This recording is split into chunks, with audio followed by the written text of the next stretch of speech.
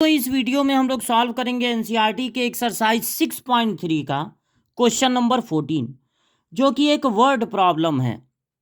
Find two positive number x and y. X और y दो नंबर हैं, पॉजिटिव नंबर है, वही आपको फाइंड करना है। एक्स प्लस वाई होना चाहिए 60 और x y cube is maximum. X y cube को करना है मैक्सिमम। जिसको मैक्सिमम या मिनिमम करना हो वो फंक्शन का काम करता है। तो इस क्वेश्चन में फंक्शन होगा एक्स वाई क्यूब, लेकिन मैक्सिमा मिनिमा में अगर किसी चीज़ को मैक्सिमम करना है या मिनिमम करना है तो जो फंक्शन हमारा बनता है उसमें एक ही वेरिएबल होना चाहिए। तो इसमें बड़ा गड़बड़ है, इसमें दो दो वेरिएबल हैं, एक्स भी है और वाई भी है। एक वेरिएबल होना चाहिए, तब वो फंक्शन सही रहेगा, तब उसका डिफरेंशिएशन करेंगे। तो या तो आप y के प्लेस पे 60 माइनस एक्स रख दीजिए, लेकिन अब देखिएगा 60 माइनस एक्स रखेंगे तो उसका क्यूब भी है, थोड़ा डिफरेंशिएशन में टाइम लग सकता है।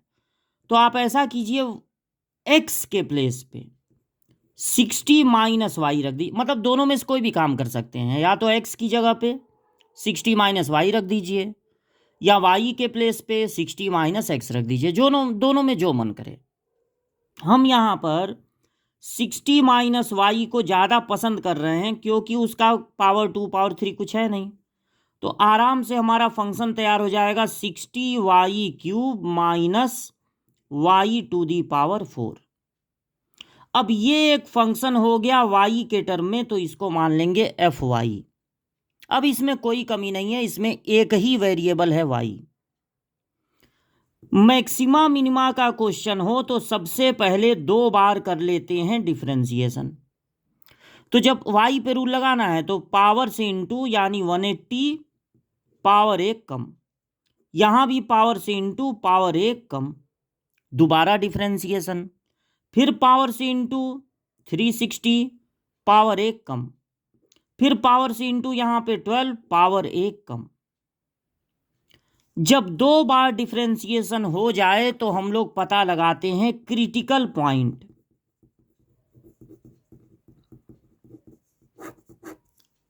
देखिए क्रिटिकल पॉइंट क्या होता है, जब आप किसी फंक्शन का ग्राफ बनाते हैं और अगर ऊपर उठता हुआ ग्राफ अचानक नीचे आने लगे तो उसको कहते हैं क्रिटिकल पॉइंट, या नीचे गिरता हुआ ग्राफ अचानक ऊपर उठने लगे उसको भी कहते हैं क्रिटिकल पॉइंट।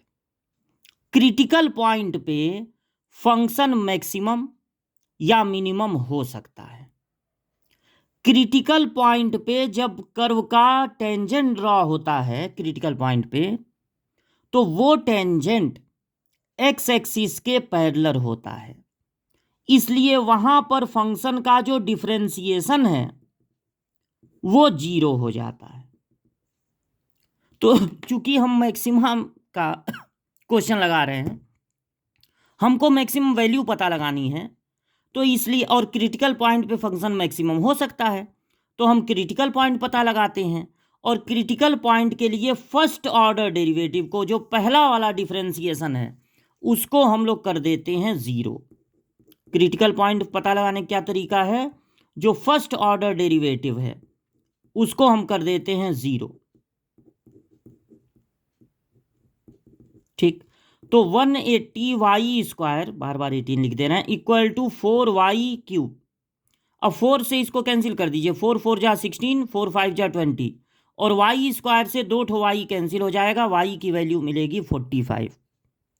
अब देखिए, अगर क्रिटिकल पॉइंट आया 45, तो 45 पे फंक्शन मैक्सिमम भी हो सकता है और मिनिमम भी हो सकता है। अब ये कौन बताएगा कि फंक्शन इस पॉइंट पर मैक्सिमम होगा कि मिनिमम? ये बताएगा डबल डिफरेंशिएशन। आपको जो वैल्यू मिली है उसको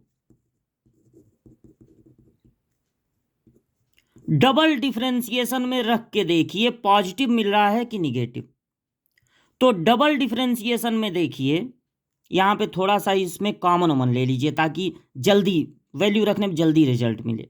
तो यहाँ पे हमको 12y दिख रहा है कॉमन, तो 12 3 जा 36 बचेगा 30 माइनस 12y कॉमन लेने पर y। अब आप y की जगह जब 45 रखेंगे तो 30 माइनस 45 हो जाता है निगेटिव -15, यानी इन सब का प्रोडक्ट निगेटिव आएगा।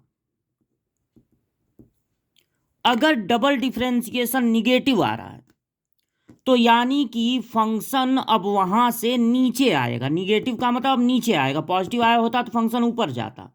अगर फंक्शन ऊपर जाता तो वो पॉइंट हो जाता मिनिमम का, और चूंकि निगेटिव आया है, डबल डिफरेंशिएशन इस वैल्यू पर निगेटिव आया है, यानी कि फंक्शन नीचे आएगा। और अगर फंक्शन नीचे आएगा तो वो पॉइंट हो जाएगा मैक्सिमा का, यानी कि इस वैल्यू पर फंक्शन मैक्सिमम होगा क्योंकि डबल डिफरेंशिएशन आया है निगेटिव। तो अब आपको बताना था एक्स और वाई की वैल्यू।